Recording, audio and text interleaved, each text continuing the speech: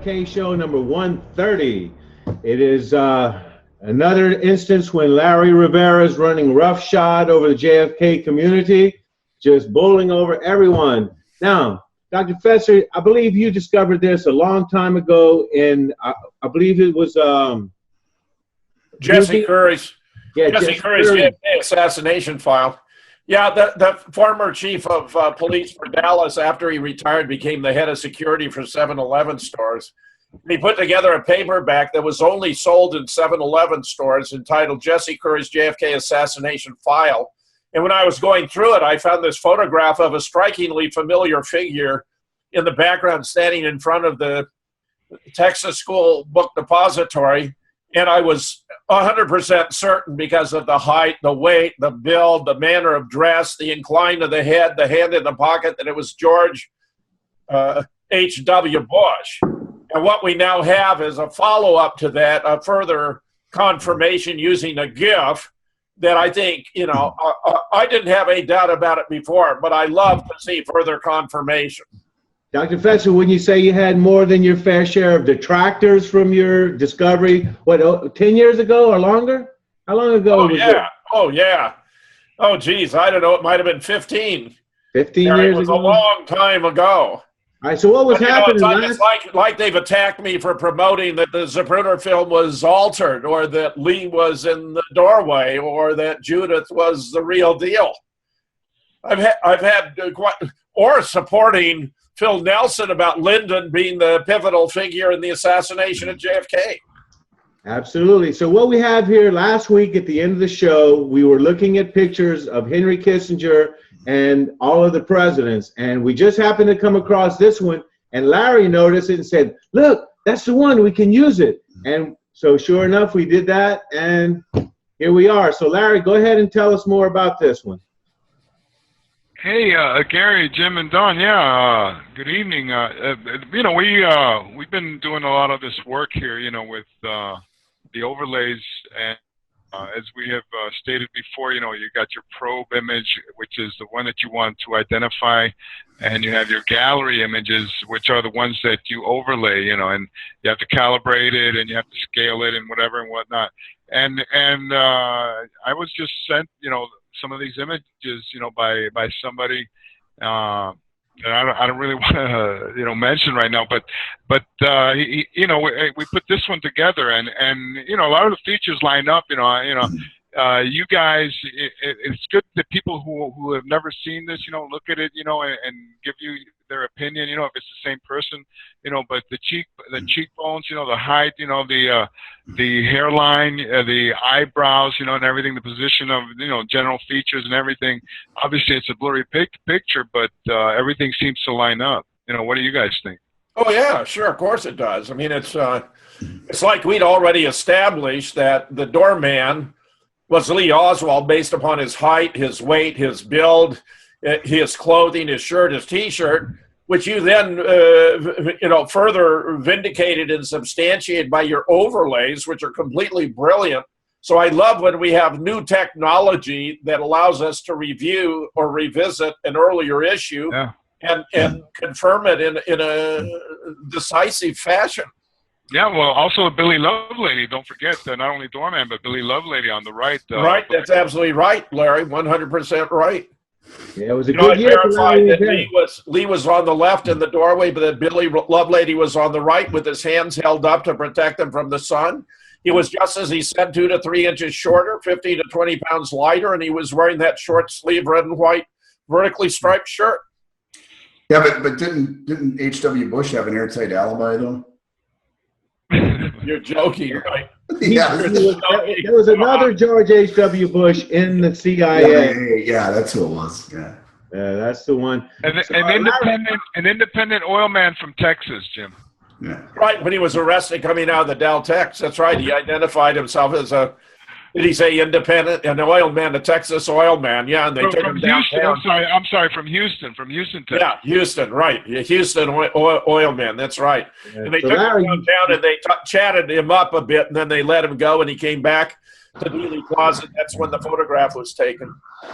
Yeah, Larry, haven't you challenged any of your detractors to go ahead and do their own video overlay?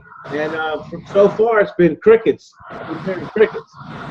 It sounds like a pile driver in the background somewhere. Why do I think it's Dawn? Is that you, Don? It could be the air conditioner. Yeah, could be, couldn't it? Okay, but yeah, okay. So Larry, you've offered for other people to go ahead and do these video overlays of Billy Lovelady, Lee Oswald, and now George H.W. Bush. So far, is it all crickets? We're hearing crickets in the woods. I think we might have lost Larry there. It looked like he's frozen up. Larry, can you hear us? Yeah, he's going to probably reconnect. Do you want to put up the other GIF, the one that Larry was talking? Is there anything else worth go seeing down here? Oh, yeah, we got to see this. This is very important. That person on the left doesn't look like Bush. Who's this one on the top left? Oh, that's like Wes Wise. Yeah, that's Gus Rose. That's Detective Gus Rose on okay, Gus Rose. Yeah. But these others are the ones of Bush. I mean, that's the one in the middle there, you know, which you see a couple of versions of that I identified in the... Okay, so, well, as Ralph says there, and note that the only alternative that anyone has ever offered is Dallas Detective Gus Rose, but he looks nothing like the guy in the... Oh, that's why he's up here, is that was what they were proposing to be the alternative. Yeah. Yeah. Wow. I say nice try, but no cigar. Yeah, fail. Yeah, that's... He's trimmed. It's the way he holds himself. And as the gift was flashing by, I was looking at the shoulders, and the shoulders were lining up. The line of the shoulder, pretty much. You know, You're so right. You want to scroll down? We already know. You want to scroll down further? Yeah, good. Good. Good. Mm-hmm. A lot of good stuff here. Yeah. This well, is one nasty bastard, this guy. Oh, man. It doesn't get any more disgusting than that. There it is. It didn't have the streak across it, but this was the photograph where I identified Bush over on the left. Mm-hmm.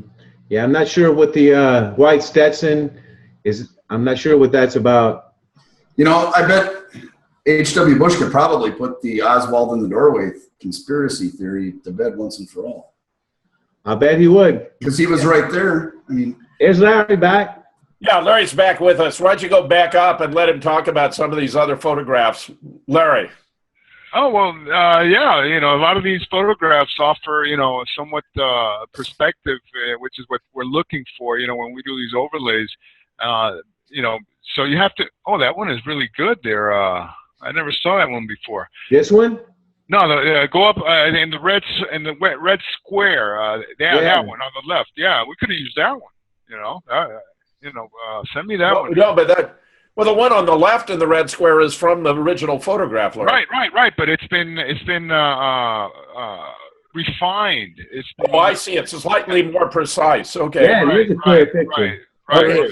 Scroll down a little, Gary, again. Yeah, well, before we do that, take a look at this picture here. I mean, boy, is he standing just like that? Yeah. A lot of people have noted that. You know, the way his demeanor, the way he's standing, you know, the way he tilts his head and what have you, you know.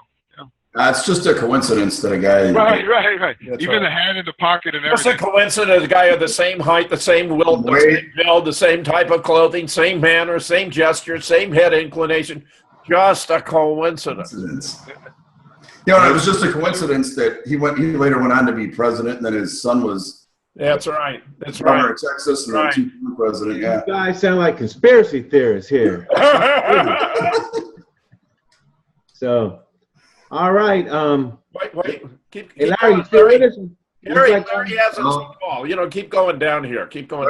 Larry froze up again there. I think Larry froze up. We'll wait on him again. So he froze up again? Yeah, Larry's stuck in time there. So once again, let's give him a second to get back. No comments on this so far. So you know, I'll tell you what, I just want to throw a plug in. You know, if you don't go to Oswald in the doorway at least 2 or 3 times a week, you're not keeping up with what's going on in JFK. I mean, Ralph is pretty prolific, and he's putting up stuff there. If you email Ralph some good stuff, it'll end up on his blog pretty quick. Yeah, and I've noticed the shoulders are pretty much lining up in there. So just amazing. All right. Well, okay. Now the next thing we're going to definitely need Larry. We can kind of preface it a little bit. Oh yeah, the Alton 6. Yep. And by the way, we're your Alton 6 leader. No other show on the planet breaks down the Alton 6 photo more than this show does. No. no doubt. So what we have, this is Emory Roberts is further down. He's on Main Street, and we've been able to confirm that with this picture here. You see where it says park? Yeah. And 15 cents. Yeah. That picture that we have was taken of him, and you can see there's nothing in the way of his mouth. You can see all of his features and everything. And so this is further down the road. In fact, we have the map. I mean, I wish Larry would come back in a second. So you can see where the first picture was taken, still on Main Street, right? And then as Emory Roberts is talking into a microphone, we have a big ink blotch right here that you can tell by the circle. And so, like Larry said, just that alone proves that the Alton 6 has been altered. Just that alone. Anybody? Well, it's one of dozens and dozens and dozens of proofs. Mm-hmm. And this is just another offering of Larry today. This is new stuff. Like I said, Larry has new research all the time. And I guess we're going to have to just get used to reconfirming things that we already knew. I mean, we already knew this stuff, but when it comes to your detractors, their ice is getting thinner and thinner all the time. Robert Groden, though, didn't he verify the authenticity of the Zapruder film? And the Alton 6 too, right? Yeah. And that Billy Lovelady really was doorman. Yep. Yeah. You guys made some notable contributions. Yeah, we said, boy, it would be nice if it was. He actually said, it'd be nice if it was Lee in the doorway, but unfortunately it's not. Darn it, it just isn't. Gary, we've lost your image. I don't know why. Let me plug my picture back in. Did you disconnect your camera? Might have.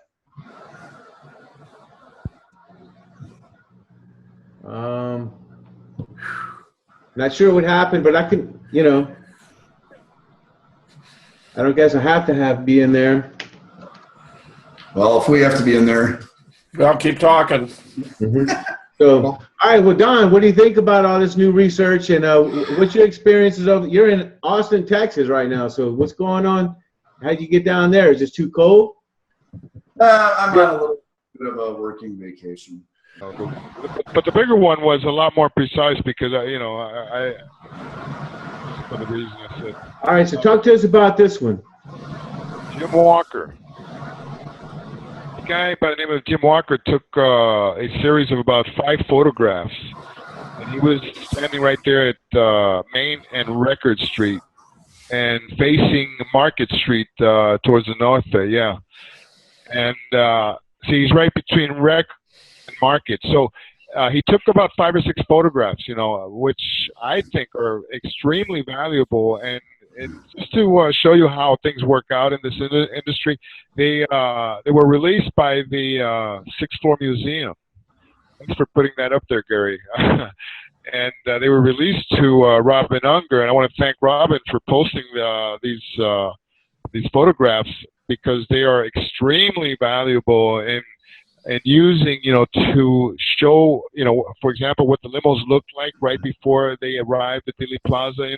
I think this is an extraordinary photograph, Jim, because it shows exactly, the position. Gary, just when we're talking about it, you took it down. Oh, yeah, there's another one. I have to go get it, so I'll edit all this out, but y'all talk about that. But I want you to look at the windshield of the limo, okay? Yeah, how clear it is, how you can see right through. And you can see Kellerman Okay, and the other figure right there actually is Connolly. He's looking to the left along with Nellie, and you can just barely see Greer there, you know, along the edge. Yeah, you can see a zero on the outside, Right. actually, behind the right lap there. But what is so extraordinary about this photograph, Jim, is not only that you see Kellerman in perfect, you know, right there, you know, Perfectly clearly, yeah. perfectly clearly, and then behind them in the Queen Mary, the same thing happens for, of all people, Emory Roberts, and you know, we all know what Emory Roberts did in Love Field. If you want to, you know,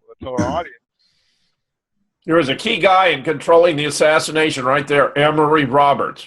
Yeah, he's the one that told the Secret Service that they weren't necessary and they throw up their arms. It's a famous clip. And Love Field, Gary. Thank you. Yeah. And he calls John Reddy back when he starts to respond to the shooting. Yeah. So Emory Roberts, you know, in this photograph, you know, you can see, you know, when we do a close-ups, you know, on this photograph in that area, you can see his mouth and everything, his face and everything, perfectly through the windshield, and nothing is in the area of his mouth. Okay. Now, if Gary can go on to the Alton 6 photograph. Yeah, let me get to that. Okay, see, and then when you look at the, and I sent a collage that had them side by side, Gary, also. Yeah, we played it, but I accidentally zapped it. No, the photograph, the collage? Yeah. So, Emory Roberts. Yeah, right there, yeah. Yeah. Oh, no, because that's... Yeah, we'll go back. Well, I sent you... You said there was a collage attached. Yeah, okay, there's another one. Yeah, go back. It's previous to that. Okay. This one here? Yeah, try that one. No. Here it is. There we go. Yeah, there it is. Yeah, that's what we want. Okay. You know, I don't know, you know, anybody who, in this debate about the Alton 6 photograph having been altered or not, okay? And I think this is the most incredible instance of all, Jim, you know, because Dennis Camino noticed this one about 3 years ago, you know, and he circulated around, you know, to the group and everything. And you know, obviously here, you know, you have before and after. This is 2 blocks away from Dealey Plaza, mind you.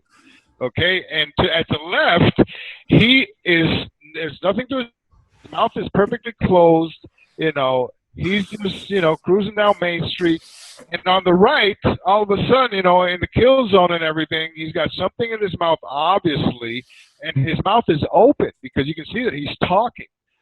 So, absent all the transcripts, the radio logs, you know, that day, where obviously Roberts, you know, is not in any of them, you know, then, you know, this is you know, pretty disturbing. And not only that, but, you know, it proves that 6 has been altered.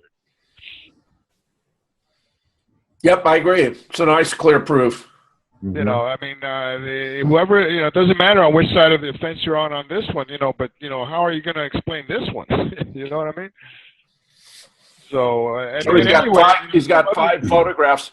Are the others as interesting as this one? Yeah. There's one actually of the lead car driven by Curry, and we've been talking about this. We've talked about this before many times. What Sheriff Decker was up to in the back seat of the lead car. Okay. And as we know in the Alton 7, he's turned around completely. The brake lights are on. You know, Curry has pulled the lead car to a stop. And Decker is turned around completely, 180 degrees, watching, you know, behind him. And in this other photograph by Walker, this Jim Walker that I was telling you about, you can see there's a perfect picture of the lead car. And guess who's looking towards the back, towards the rear? Decker. So he must have been doing this throughout, you know, the assassination was, you know, obviously. You know, he knew what was going down. Yeah. The audience can make up their own mind, you know, as far as that is concerned, you know. But You know, and another thing, and I want to point this out because I noticed that also. You see, Shaney and Jackson, they're right at the top above the limousine there. Shaney to the right and Jackson to the left. Right here. That's right. Yeah. Yeah, that's and the one on the right is Hargis. Obviously, Martin is not in the picture here, but you know, we've done a lot of work on the motorcycle cops and the chin strap of the helmets. Okay, you can see it's a thick type of material there, you know, with some kind of padding on the chin and whatever. If you look at the Mary Mormon photograph, okay, and you compare that chin strap to the one of, you know, the one on the right side of the limo, and he seems like he's lifted, he's raised up in the photograph. It's like night and day, you know. This chin strap is a lot thicker, and than the one in the Mormon photograph, which is a lot thinner, and it looks like it's been painted on there, you know. So those who you know, obviously those of us who also believe that the Mary Mormon photograph was altered, you know, this is one of the, you know, that this photograph helps us, you know, in promoting, you know, that theory, you know, and that hypothesis, you know. There you go. All right.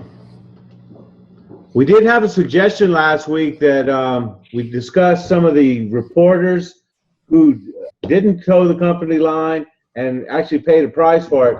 Now, Larry had a couple in mind, so can we discuss that for a second, Larry? Yeah, well, basically, you know, these were beat reporters, you know, for the have you got some slides? Yeah. Well, I'll go ahead and put up the slides. Yeah, go ahead. the slides.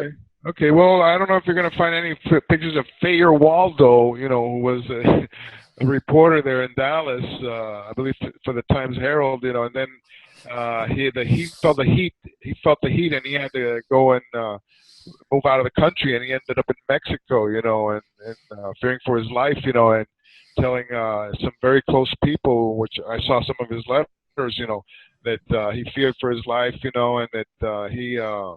So what did he observe? What did he notice? Well, he was at the Trade Mart, okay, covering what was going to happen at the Trade Mart, Jim, and what he noticed is that the lead motorcycle cops for the escort arrived at the Trade Mart and were unaware of what had happened behind them, okay.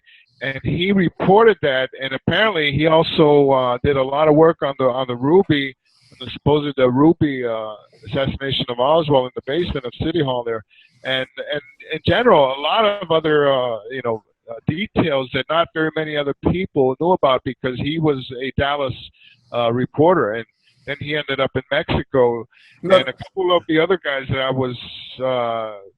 Like Earl Goltz and Lonnie Hudkins, you know, who also did a lot of important. Lonnie Hudkins is the reporter from Houston who said that Lee was an informant, number S-179 for the FBI, and that was picked up by all the wires and everything. And then Earl Goltz, who did many years, you know, in Dallas, you know, and he did a lot of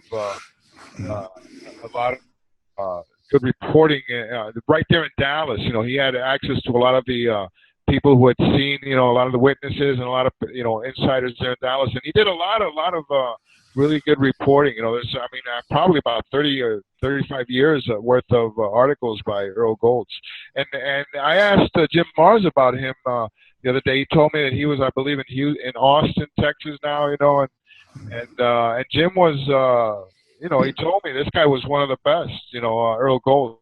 So anyway, Earl? just those three, yeah, Earl Goltz, G-O-L-Z, G-O-L-Z. He wasn't an astronaut, right? G-O-L-Z. No, I'm looking at the photographs here and trying to figure out if any of them are the people we're talking about. Gary, Z, G-O-L-Z. G-O-L-Z. Yeah, Earl Goltz reported that. I usually get those better at the Weisberg site. There's the Newmans. Trying to stay alive. He did a lot of, anyway. These people, I guess when you don't toe the company line, you know, you're not as famous, I guess. Well, I would say probably the the biggest example would have to be Dorothy Kilgallen. You're not only not as famous, Gary, you're probably dead. Yeah, which is what happened in her case. Let me tell you, the Kilgallen case is, I still think it's an open case. You know, that one is really, really something, you know. She was a big, for that, in those days, you know, a woman, you know, in that type of field, you know, and being as respected as she was, you know. And then, it's R-I-V. Yeah. You know, What's My Line? The next show, they just put in someone else. I didn't even mention her death. Yeah. Yeah. Wow, that's just amazing. Here's our friend Gene Hill. Yeah, Gene Hill. And then now, from what I understand, that somewhere in the 70s or 80s, that Geraldo Rivera wanted to publish some new information about the rifle not being able to cycle that fast. And then he was supposedly fired. And so it seems he paid a price for a little while, but as we all know, he's completely flipped. Yeah, but he's worthless as a straight journalist. He's absolutely worthless. He makes lots of stupid remarks. He doesn't have a thinking mind anymore. He's become absolutely worthless. Well, first of all, his name is Jerry Rivers. You know, Geraldo Rivera is just a stage name. And but he used to have a really good show, Don. He was doing the stuff covering the OJ trial. He had all the best people on. It was fascinating. That's an interesting picture of Marilyn up there. Yeah. Geraldo Rivera is also Jewish. So yeah, he's half Jewish. Yeah. Geraldo's Jewish? Yes. Half Jewish, yes, half Jewish. Yeah. Then half Jewish, half Puerto Rican. What do you say? What do you say? Now, I have to admit, Dorothy is pretty brave standing next to Marilyn Monroe. I mean, my goodness. I mean, she wasn't the prettiest girl out there. Pictures of her when she was young, in her 20s. She was a knockout. Yeah, she was okay in her 20s. Why don't you scroll further down, Gary? I mean, she's doing her best, but I mean, you're up against Marilyn Monroe. There she is with the yeah, she wasn't a looker. There you have on What's My Line. I used to watch that show all the time. Well, you know, she was the one who got that special interview with Jack Ruby. Of course. And which is what led to her death. Yeah. I think she told her. She's going to break the case wide open. Yeah. Yeah. I think he told her that it was James Bookout that shot Oswald, and that was it for her. Hey, you think she figured that out? No, Ruby told her. Oh, you think so, Larry? Well, it's a possibility. Ruby said, look, you know, I'm the fall guy here, but somebody else did it, you know. Well, that's very damn interesting. I thought he was giving her information about the whole conspiracy, but just that little part of it would be good. Yeah. Well, yeah, if he did tell her that, I mean, that's probably a reason enough there to take her out. I mean, absolutely. That would explain it, you know. I mean, what else are you going to tell her? It wasn't me that did it. So John Barber is a pretty good guy. Yeah, John Barber. He was he was been on TV Guide more times than most people. Oh yeah. He was at Judy's. I missed. He was at the last conference. John Barber started out like he was the producer of Real People. Remember that show back in the 70s? I don't remember it, but go ahead. Oh, that was like the top rated show for years. You know, okay. What was her name? Purcell, the blonde girl, and they had a whole cast and crew there. And John Barber. Why is anyone in the world interviewing Joan Mellon? She's such an obvious shill. Well, that's where take off. John Barber he waded in. He figured out that the official story was BS, and then he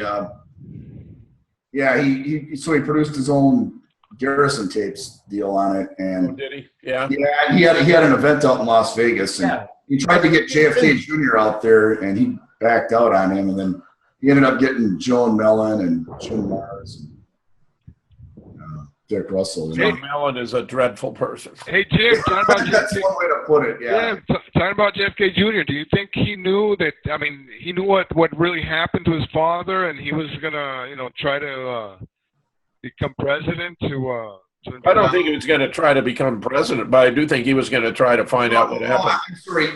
Barber tried to get Bobby Kennedy Jr. out there to his event, and he backed out at the last minute. Not JFK Jr. It was Bobby Kennedy Jr. Right. Yeah. Well, you know, Donald Trump just appointed him to be in charge of a study of vaccines, about which he's highly critical. Uh-oh. The monkey virus. You know, I've heard a couple things out of Trump now. He wants big pharma he wants competitive bidding. Well, it was absurd when they created this Obamacare that they didn't have negotiating, you know, collective bargaining on drugs. They just gave a bonanza to big pharma. Yeah, it's kind of surprising that the big pharmaceutical companies and the big insurance companies would write a bill that didn't have competitive bidding in there. Oh, that was deliberate. Of course it was. I mean, there was Obama let him write Obamacare. Well, of course they did, yeah, which was really, it started out as Romney Care in Massachusetts. That's right, that was the prototype. So how could Mitt Romney run against Obamacare when it's really Romney Care, you know? Yeah. All right, Don, you ready for your audio clip? Sure, yeah. Well, speaking of Donald Trump, why don't we should talk about the Donald here as he's getting ready to take office in the next 7 days and change. He had his first presser yesterday. Well, the whole situation is simply absurd. Even 4chan, which was the origin of this ridiculous 35-page dossier, explained that it began as a hoax, that it was one of the fans in their chat room who created this scenario of Trump having prostitutes come to the suite where Obama and Michelle had slept and to pee on the bed. It had no basis whatsoever. It was sent to an anti-Trump guy who took it seriously and gave it to the CIA, believe it or not. The CIA put it in their official dossier. And I say, if the CIA can't figure out such obvious crap from the real thing, what good is it? Better to get rid of it for all the damage it does in the world. Yeah, the CIA would never. Donald just dismembered the whole thing during his press conference. It was completely brilliant. The CIA would never steer us wrong on anything like the JFK Right, not on anything serious. 9/11. Yeah. Stop it, Don. Come on. You're getting out there. A little too far out for us. MK Ultra. Yeah. So, all right, well, we're ready for, let's go ahead and play. He's a man of many faces, isn't he? No, There's a favorite one to be Bianca.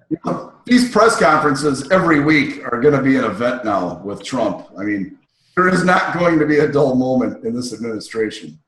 You know, love him or hate him, we're in for a ride here. So, yeah, why don't you play that clip, Gary, and then we'll talk about that. One thing for sure, there's got a lot of beautiful women around him, and as opposed to, well, let's not even talk about Michelle. You think Melania's ever played middle linebacker? You're killing me. All right, we're going to go ahead and listen to this audio clip, and then I think that'll take us out, fellas. It's disgraceful that the intelligence agencies allowed any information that turned out to be so false and fake out. I think it's a disgrace, and I say that. And that's something that Nazi Germany would have done and did do. I think it's a disgrace. That information that was false and fake and never happened got released to the public. As far as BuzzFeed, which is a failing pile of garbage, writing it, I think they're going to suffer the consequences. They already are. And as far as CNN going out of their way to build it up, and by the way, we just found out I was coming down. Michael Cohen, Michael Cohen is a very talented lawyer. He's a good lawyer, my friend. It was just reported that it wasn't this Michael Cohen they were talking about. So all night long, it's Michael Cohen. I said, I want to see your passport. He brings his passport to my office. I say, hey, wait a minute. He didn't leave the country. He wasn't out of the country. Then Michael Cohen of the Trump Organization was in Prague. It turned out to be a different Michael Cohen. It's a disgrace. What took place, it's a disgrace. And I think they need to apologize to start with Michael Cohen. Sir, since you're attacking us, can you give us a question? Now, Mr. President-elect, Mr. President-elect, since you are attacking our news organization, can you give us a chance? You are attacking our news organization. Can you give us a chance to ask a question, sir? Sir, can you state, Mr. President-elect, can you state categorically, Mr. President-elect, can you give us a question? You're attacking us. Can you give us a question? Can you give us a question? Can you state categorically, sir, can you state categorically that nobody, no, Mr. President-elect, that's not appropriate. Obama far with the sanctions he put on Russia after the hacking. Do you think they're? I don't say he went too far. And will you roll them back? No. And what do you think of Lindsey Graham's I don't say. plan to send you a bill for tougher ones? Lindsey sent me a bill for what? For tougher things. I never heard Lindsey Graham was going to do that. Lindsey Graham. Got a dual citizen there, Lindsey Graham, don't we? No. Lindsey's an American. He's a closeted homosexual, though. Oh, okay. Well, it's not much of a secret, Don. I think everyone knows. The door is pretty much wide open, but yeah. I've never realized how much a CNN is just a CIA asset. I mean, it's so blatant these days. Where's like, give us a question if you're going to attack us, and then this is not appropriate. No, you're fake news. Well, how can the CNN reporter? I mean, I get it. It's his job to say that Trump's. He was being totally obnoxious. He was really out of place. Yeah. Oh, yeah. Trump totally. He embarrassed himself in the network by being so. But let's face it. It's true. CNN is fake news. It is. He called it out. I mean, how much? On 9/11 alone, how much horse shit has CNN shoveled at the public? Oh, not just them. All of them. Yeah. Well, the other news organizations now are kind of standing up for CNN because. Well, they all live in a glass house. And, the people are starting to figure it out now. It's taken a long time, but it's starting to dawn on people that, you've been lied to about all this stuff. Yeah. I hope they don't turn around and, bang us over the head with the fake news so we're trying so hard to bring it. So any last comments there? You want to go ahead, Dr. Fetzer? Oh, I think that the period of maximal risk is between now and the inauguration. That Obama may even be willing to start World War III so he can invoke special powers under the continuity of government and deprive Trump of an inauguration. Believe me, once he is inaugurated, things are going to happen so fast it'll make your head spin. And they're going to be for the good. He intends to drain the swamp. And it's all the riffraff that are out there floating around that don't want to be flushed down the sewer that are doing everything they can to inhibit his inauguration. I mean, this is the time of maximal risk right now, between now and the 20th of January. Don? Yeah, I was listening to Trump today, and he's got not only the Secret Service, but he's also got massive private security. So I think he's going to make it to the 20th. He doesn't go anywhere without bodyguards. And many bodyguards. Many bodyguards, yeah, exactly. So I think he's going to make it to the 20th. And then I think you are going to see that whirlwind that Dr. Fetzer was talking about. Yeah, long overdue. Larry, go ahead. Well, I think Gary and Jim and Don here, I think it would be interesting to make a comparison list, between Donald Trump and John Kennedy to see how many entities he's pissing off. Well, I can tell you already, he's gone after the media with a vengeance. Well, he should. I mean, they were so biased against him, no objectivity whatsoever. They were total advocates. They weren't reporting, they were advocating. They were trashing Trump, and they're still doing it to this day. Even though they know that whole dossier was a fraud, the New York Times has a brand new article saying that Trump administration is in crisis over it and that the effects are going to endure throughout the administration. Rubbish. Total rubbish. Well, Trump he's totally gone after the globalist maneuvers. I mean, okay, just on the face of it alone, okay, the more you study communism, the more you hear about open borders and blending all the people together. So just the fact that Trump intends on strengthening border security, that right there sets him at odds with the communist agenda. new world order that's ruling this. Since we're looking at a photograph of Ted Cruz, let me say, during these hearings, Ted Cruz has been good, and he's been supportive. And, you know, I've been listening to him. Marco Rubio has been terrible, totally the opposite. Marco Rubio is clearly some kind of shill, some kind of ought. But Ted Cruz actually has been very good during these hearings. I wouldn't trust Ted Cruz farther than I could throw I him. agree, but I'm telling you, he's been good during the hearings. But if he, player. well, maybe he's trying to salvage some sort of career in the, you know, in the post-Trump world. Or maybe in the current Well, Trump. we had a guy, we had a Senator Cory Booker that I never heard before, really. Just gave the most obnoxious report against attacking Sessions for Attorney General. And one of the commentators said, I think we just heard the first campaign speech for 2020. Yeah, I think Jeff Sessions is set to be the best Attorney General we've probably ever had. Yeah, so they're really worried about him. That's why they're coming out against him so hard, yeah.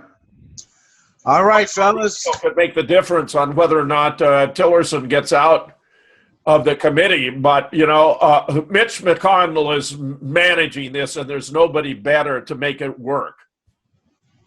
I mean, I'm not a big fan of Mitch, but I tell you, in a situation like this, he's the right guy to be organizing and orchestrating the confirmation hearings on behalf of the president-elect. Yeah, compared to what we've had, I mean, things are so much brighter. But things couldn't have been any worse than they were, the way things that were. So, God, I pray for change, and hopefully we'll get it this time around. So we certainly waited 8 years, and we got some change, all right, but none of it came our way. Well, just bear in mind, the greatest claim to fame of Barack Obama is taking out Osama bin Laden, except he died 10 years before. Oh, Dr. Fetzer. December 2001, they resurrected him for political purposes. He was under criticism for having Guantanamo still open, for having troops stationed in Pakistan, and because there were questions about his birth certificate. So they claimed that the tip about Osama's location came from Guantanamo. Gee, aren't we glad it's still open, that he used troops stationed in Pakistan. Isn't it fortunate they were there? And it swept the birth certificate issue up from the public consciousness and positioned him for a triumphal re-election, and the whole thing was a complete and total fraud. Yeah. Dr. Fetzer. Another happy coincidence. Yeah, I almost called you up today. It was on the History Channel, and we had Barack Obama talking about his hardest moment as a president of the United States, as the president. And he said it's when he met in Newtown with the family members of Sandy Hook. I think I'm going to barf. He and Eric Holder set up the whole thing. It was run by the Connecticut State Police. He'd already tipped off, Eric Holder had already tipped off the governor. They were taking an abandoned school, conducting a drill, presenting it as a live event to promote gun control. Paul Preston, who's an LA area superintendent of schools who supervised drills like this, was so disturbed by what he saw broadcast from Newtown that he reached out to his contacts in the Obama Department of Education, all of whom confirmed to him that it had been a drill, that no children had died, and that it was done to promote gun control. So what does it say when the President of the United States has to use fake news as his most, most stressful moment? It just makes me want to throw up. I mean, out of 8 years, you couldn't come up with something real that you'd like to relate to that you did? It means a theme I introduced at the top of the show, that the United States government has turned into the world's largest pile of dung. Yeah, I think we'll leave it right there, guys. All right, it's been the new JFK show number 130. Larry, great work on bringing new research and confirming things that we've already known. Like I said, stand aside because Larry Rivera's running roughshod. We'll see you next week.